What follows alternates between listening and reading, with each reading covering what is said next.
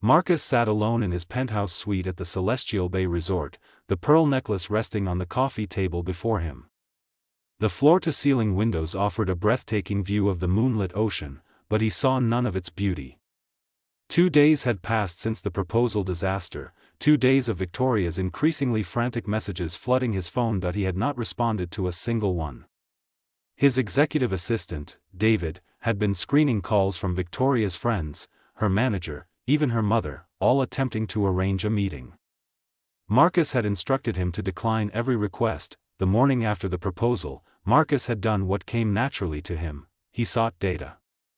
He hired a discreet private investigator, not out of revenge, but out of a need to understand how completely he had been deceived. The report arrived that afternoon, and it was devastating. Screenshots showed Victoria's private social media accounts, ones Marcus had never known existed. In group chats with her influencer friends, she referred to him as her retirement plan and golden ticket. There were detailed discussions about strategies to keep him interested, calculated moves to appear supportive while actually resenting the time he spent building his company. Most painful were the posts about previous gifts. Every birthday present, every thoughtful gesture had been photographed from unflattering angles and shared with captions like, "When your tech billionaire boyfriend has zero taste, and guess I will have to do my own shopping." Her friends had responded with laughing emojis and advice on how to upgrade without hurting his feelings. Marcus closed the report and stared at the ceiling. How had he missed every sign? Looking back through the lens of truth, he could see it clearly now. Victoria had loved being seen with him at high-profile events but had always found excuses to avoid quiet evenings at home. She had encouraged him to work late on projects she claimed to support but had actually complained about to her friends. Every intimate conversation had been one-sided, with Marcus sharing his dreams and fears while Victoria offered rehearsed responses that sounded profound but meant nothing. His phone buzzed with another message from Victoria. He was about to ignore it when he noticed it came from an unknown number. "Mr. Chen, this is Nadia Osman from the Eastside Community Art Center. I was at the resort the night of your proposal. I found something that belongs to you, something precious.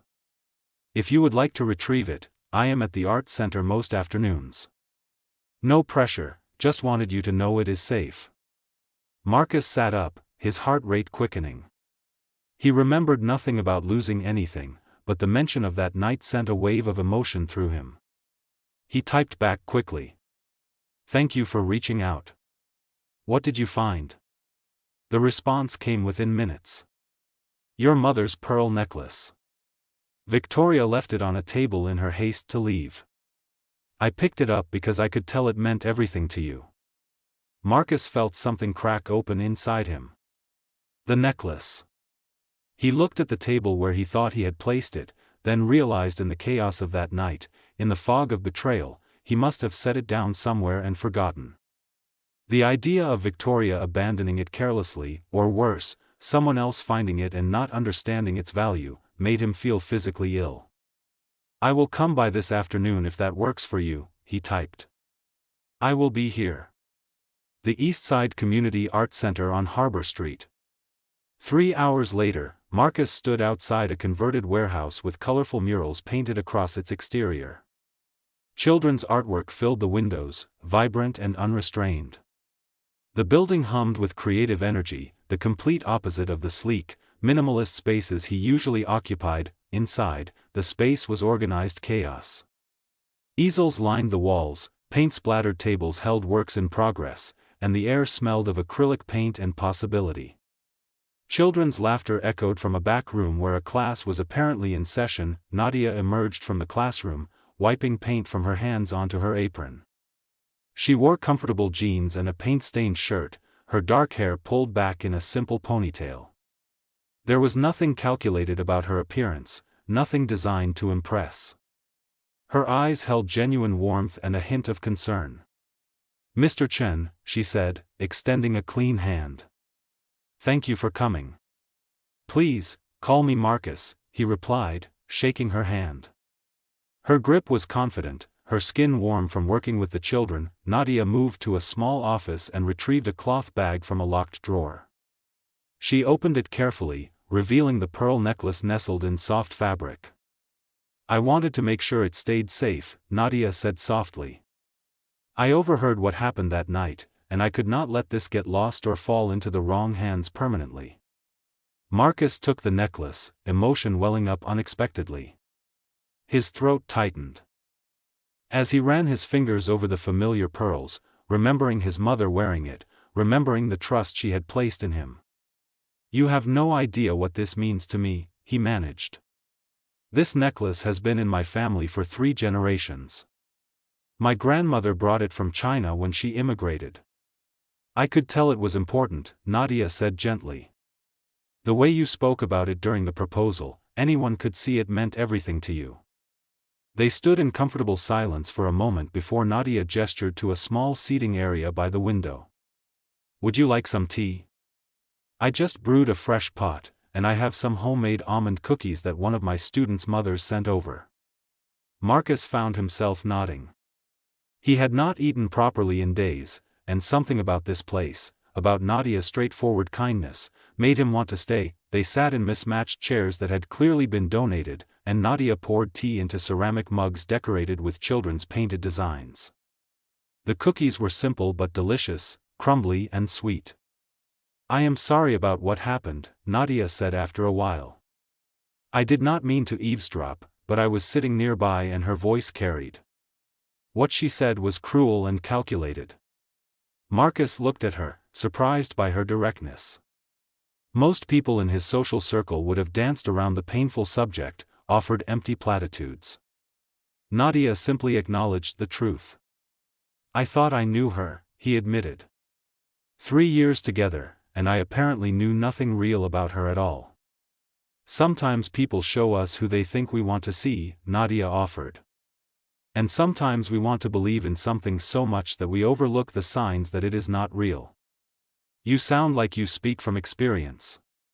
Nadia smiled ruefully. I was engaged 4 years ago to someone I thought was my partner in every way. Turns out he was more interested in the idea of me, the fantasy of dating a passionate artist, than the reality of actually building a life together. He left 3 months before the wedding for someone whose career was more prestigious, someone who fit his image better. I am sorry, Marcus said, meaning it. I am not anymore, Nadia replied honestly. It hurt terribly at the time, but it taught me that real love does not ask you to be anything other than yourself. It does not keep score or calculate worth based on appearances or status. They talked for over 2 hours, the conversation flowing naturally from painful pasts to present passions. Nadia spoke about her struggles to keep the art center funded, the joy she found in watching children discover their creative voices, the satisfaction of creating something meaningful with limited resources. Marcus found himself sharing things he rarely discussed, his love for coding not for profit but for the elegance of solving complex problems, his frustration with how success had created barriers between him and genuine human connection, his desire to use his wealth for something meaningful. Beyond accumulating more wealth, when he finally left, Marcus felt lighter than he had in days. Nadia had not tried to fix him, had not offered empty reassurances or opportunistic suggestions.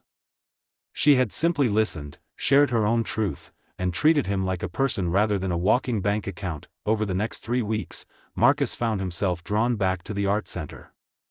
He volunteered to help with a fundraiser, claiming he had expertise in event planning. The truth was he craved the atmosphere, the authenticity, and increasingly, Nadia's company. Victoria's attempts to reconnect grew more aggressive. She showed up at his company headquarters, waited outside his gym, sent elaborate flower arrangements with cards professing her undying love.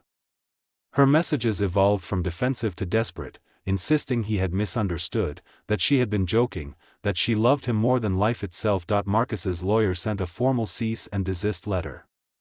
The investigator's report was attached, making it clear that Marcus knew the full extent of her deception.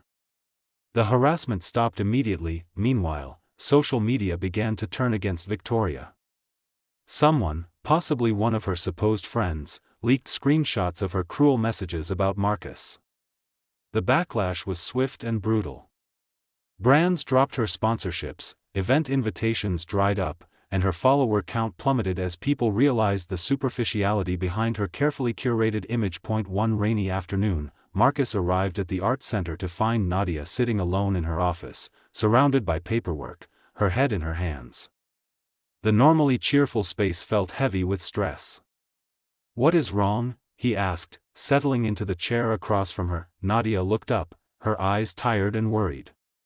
"The building owner is selling the property. The new buyer wants to triple our rent starting next month. We have been operating on such tight margins that there is no way we can afford that increase." Marcus felt a surge of protectiveness. "Have you looked at other locations? Everywhere comparable is just as expensive or would require renovations we cannot afford. We have grants that are tied to this specific location, so moving would mean starting over completely." Her voice cracked slightly. "I might have to close the center. These kids, Marcus, some of them, this is the only safe, creative space they have." Without thinking, Marcus reached across the table and took her hand. "Do not make any decisions yet. Let me look into some options. I know commercial real estate, I have connections who might be able to help." Nadia met his eyes, searching for something. "Marcus, I appreciate the offer, but I cannot accept charity.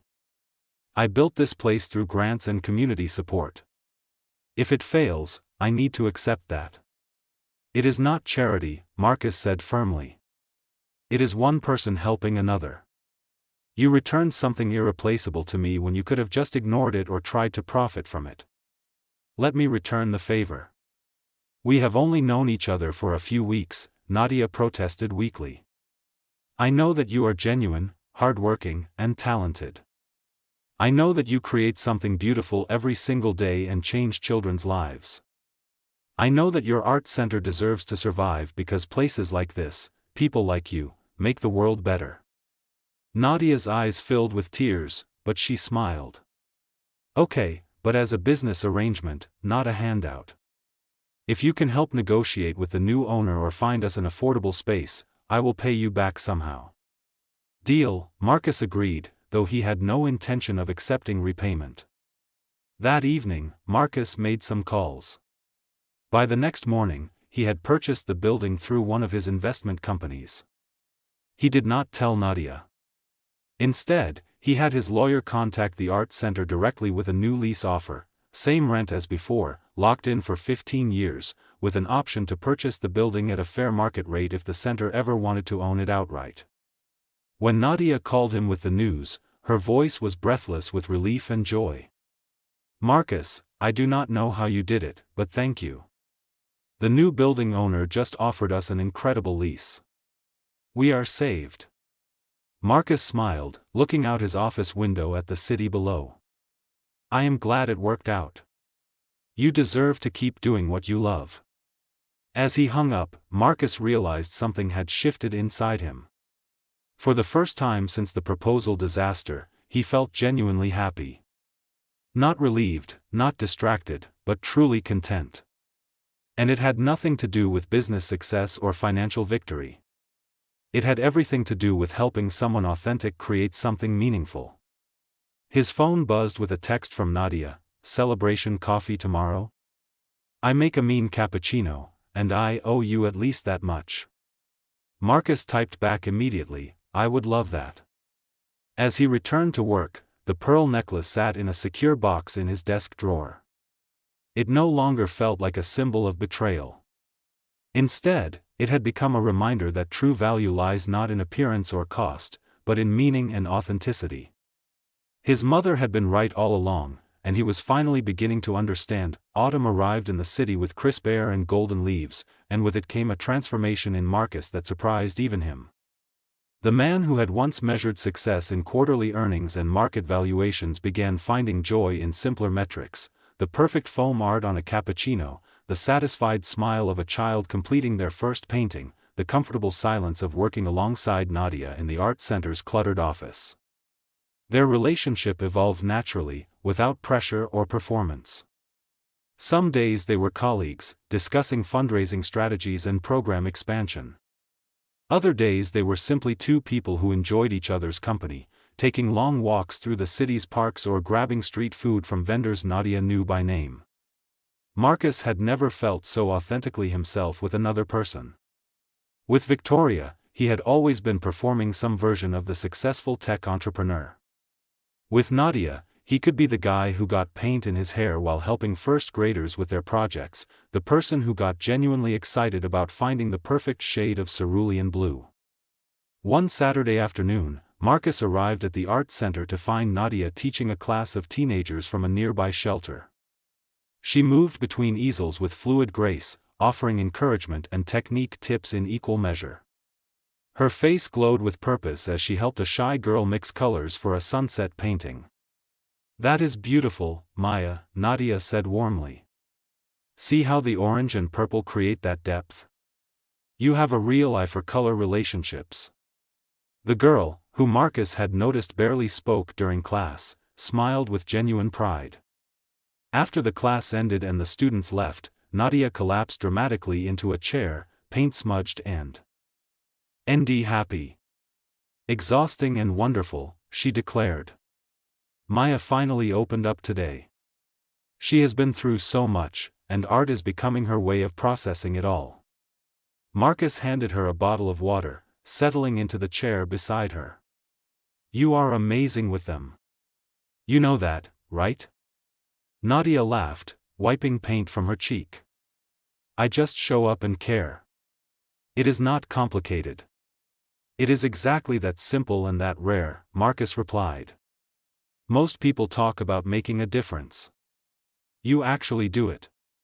She turned to look at him, her expression softening. "You make a difference too, Marcus. Those coding workshops you have been running for the high school students, they are changing lives.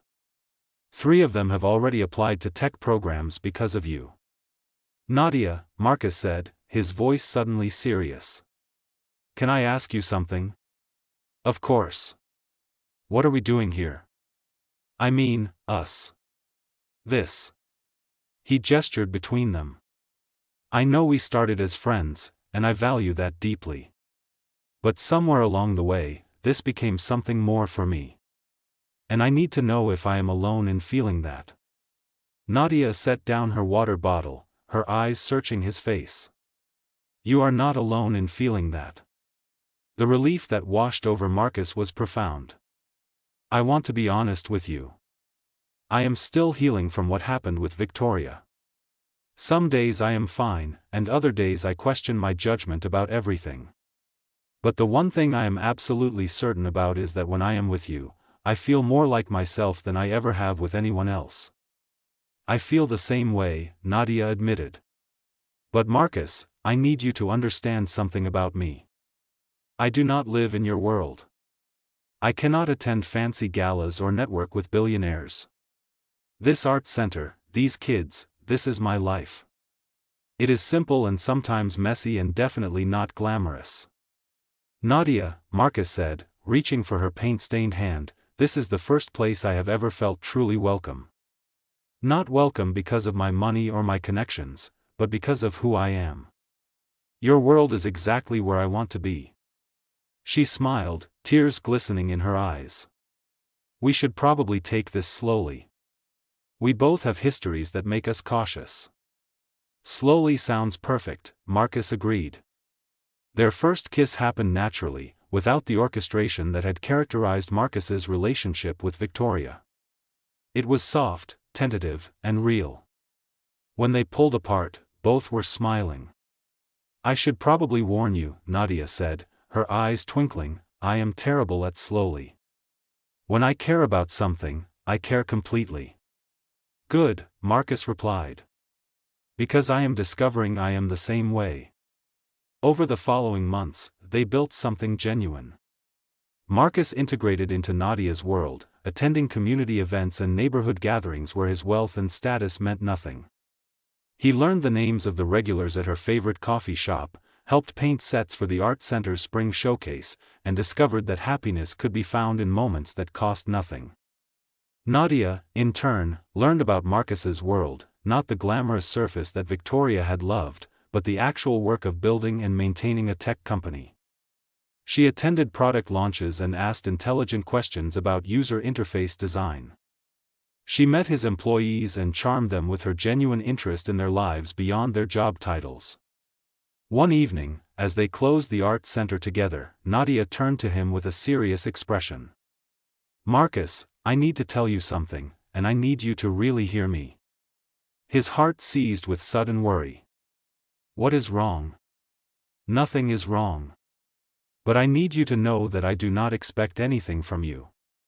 Not financial support for the center beyond what you have already done, not access to your social circle, not expensive gifts or lavish trips. I am with you because of who you are when all of that is stripped away. I need you to believe that." Marcus felt emotion swell in his chest. "I do believe that. And I need you to know that you have given me something far more valuable than anything money could buy. You have given me a reason to remember why I started my company in the first place, to create something meaningful that helps people, not just to accumulate wealth." Nadia stepped closer, wrapping her arms around him. "You ridiculous, wonderful man. How did I get so lucky?" "I ask myself the same question every single day," Marcus murmured into her hair. As winter approached, Marcus made a decision. He had been working with a jewelry designer for weeks, creating something special. The result sat in a velvet box in his apartment, an elegant rose gold pendant featuring a small, perfect pearl surrounded by tiny diamonds arranged like paint splatters. But next to it sat his mother's pearl necklace, the piece that had started everything. Marcus picked up both pieces, weighing them in his hands, considering what each represented. His phone rang. It was David, his assistant. "Marcus, I thought you should know that Victoria Martinez's team reached out again through a third party. Apparently, she is attempting to relaunch her influencer career and thinks a reconciliation story would generate the publicity she needs." Marcus actually laughed. "Tell them absolutely not. And David, you can stop filtering her calls altogether. I am with someone else now, someone real. Victoria is not a threat to that."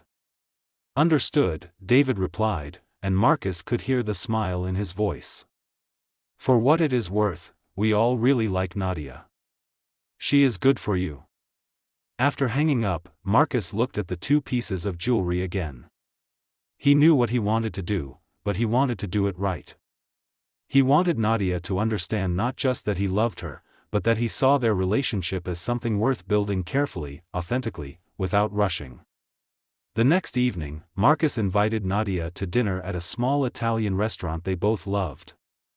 Nothing fancy, just red checkered tablecloths, incredible homemade pasta, and warm bread that the owner brought to their table personally.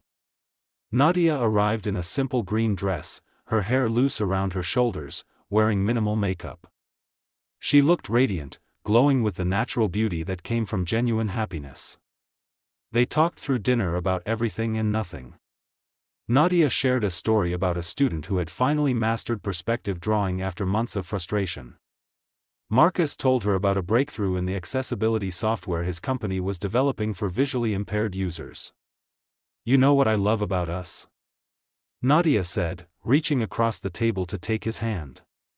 "We challenge each other without competing with each other. Your success makes me want to dream bigger for the art center. My work reminds you why success matters in the first place." "That is because we see each other," Marcus replied. "Really see each other. Not what we have or what we can provide, just who we are." Nadia squeezed his hand. "Same goes for you. You have never once made me feel less than because I run a small art center instead of a corporation. You treat my work like it matters just as much as yours does." "It matters more," Marcus said seriously. "I create software that makes people's lives slightly easier. You create spaces where people discover who they are. There is no comparison." As they finished dinner, Marcus felt the moment was right. He reached into his jacket pocket and pulled out a small velvet box, different from the one he had used with Victoria. Nadia's breath caught, her eyes widening. "Before you panic," Marcus said quickly, opening the box to reveal the rose gold pendant, I am not proposing. Not yet. I know we have only been together for 6 months, and I know we both need time to be certain. But I want you to have this. He lifted the delicate pendant, the pearl catching the candlelight. I had this made specifically for you. The pearl is from the same region in China where my grandmother's necklace originated. The diamonds are arranged like paint splatters, representing your art. It is new, unique, and designed with only you in mind. Nadia's eyes filled with tears. Marcus, it is beautiful. But this must have cost. Do not think about cost, Marcus interrupted gently. Think about what it represents. This is me telling you that I see a future with you, that I am committed to building something real, that you matter to me in ways I cannot fully express with words. He fastened the necklace around her neck, and Nadia touched the pendant with trembling fingers. I do not have anything nearly this beautiful to give you in return, she whispered. You have given me yourself, Marcus replied. Your honesty, your passion, your authentic heart. That is worth more than anything money could buy. They left the restaurant hand in hand, both wearing smiles that came from deep contentment rather than surface happiness. Neither of them noticed the figure watching from across the street. Victoria Martinez stood in the shadows, her phone in her hand with photos of Marcus and Nadia's embrace. She had been following Marcus's social media presence obsessively, watching as he appeared in photos at community events, seeing the genuine happiness in his face that had never existed when he was with her. Her career had collapsed spectacularly. The leaked screenshots of her mocking Marcus's proposal had gone viral, and brands wanted nothing to do with someone so publicly cruel and opportunistic. Her carefully constructed image had revealed itself as hollow, and the social media world she had once dominated now mocked her mercilessly. She had hoped that enough time had passed, that Sebastian might have forgiven her, that she could somehow manipulate her way back into his life and his bank account. But seeing him with this ordinary woman, this art teacher in her simple dress, made Victoria realize the truth: she had lost something irreplaceable, and no amount of Kemming would get it back. Victoria's phone buzzed with a notification. Her apartment landlord was asking about late rent, threatening eviction. She looked at the happy couple one more time, then deleted the photos she had taken. There was no point. Marcus had moved on to something genuine, and Victoria was left with the consequences of valuing appearance over authenticity. Meanwhile, Marcus and Nadia walked along the waterfront, discussing their dreams. Nadia wanted to expand the art center, perhaps open satellite locations in other underserved neighborhoods. Marcus wanted to use his wealth more intentionally, funding programs that actually changed lives rather than just writing checks to feel philanthropic. We could do it together, Nadia suggested. Combine your business knowledge and resources with my understanding of what communities actually need. A real partnership. In everything, Marcus agreed, squeezing her hand. Business and life. As they walked, the pearl pendant caught the streetlight, glowing softly against Nadia's skin. It represented a future built on authenticity, trust, and genuine love. And for the first time in years, both Marcus and Nadia believed that such a future was truly possible. The art center's lights glowed warmly in the distance, a beacon of creativity and hope. Tomorrow they would return to the work they loved, but tonight they simply enjoyed being together, two people who had found something real in a world that often rewarded pretense. And in Marcus's apartment, his mother's pearl necklace rested safely in its box, waiting for the right moment, the right question, the right forever.